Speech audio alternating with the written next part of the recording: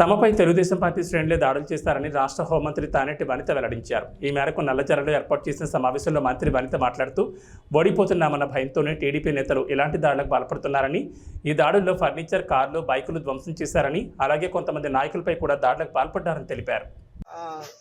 కొంతమంది తెలుగుదేశం పార్టీ నాయకులు రాళ్లతో దాడి చేయడం జరిగింది. అటువైపు రోడ్డు మీద నుండి వెళ్తూ రాళ్లు విసరడం జరిగింది.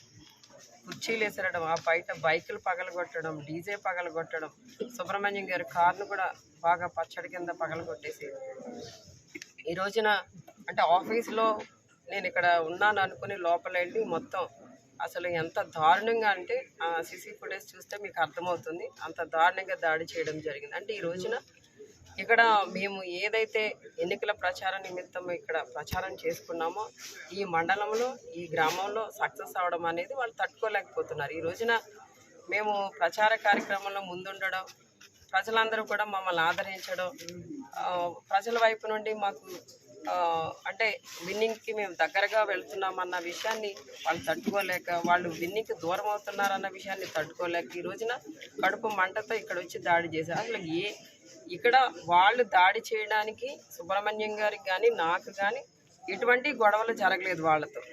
అలాంటప్పుడు ఎలా వచ్చి ఇక్కడ దాడి చేస్తారు? అంటే ఇక్కడ ఒక దళిత మహిళగా ఉన్న నన్ను, ఇక్కడ అభ్యర్థిగా ఉన్న నన్ను ఈ విధంగా కించపరిచే విధంగా, అవమానపరిచే విధంగా, అంటే ఈ విధంగా దాడి చేసేసి రౌడీయిజం చేసేసి వాళ్ళు ఏదో ఇక్కడ రాజకీయం చేస్తూ గెలవాలనుకోవడం అనేది ఎంతవరకు కరెక్ట్? ఈ రోజున సీనియర్ సిటిజన్స్ ఉన్న ఇద్దరిని కొట్టడం జరిగింది. ఒక అబ్బాయికి అయితే ఇక్కడ తల పగిలి సూచర్స్ కూడా పడ్డాయి. ఒక లీడర్కి అయితే ఇదంతా దెబ్బ తగిలి చెయ్యి వాచిపోయి, అంటే అది కూడా ఆల్రెడీ ఫ్రాక్చర్ అయి ఉంటుంది, స్వెల్లింగ్ వచ్చింది. ఇలా అంటే ఎందుకు ఇంత రగిలిపోతున్నారు వీళ్ళు కడుపు మంటతో?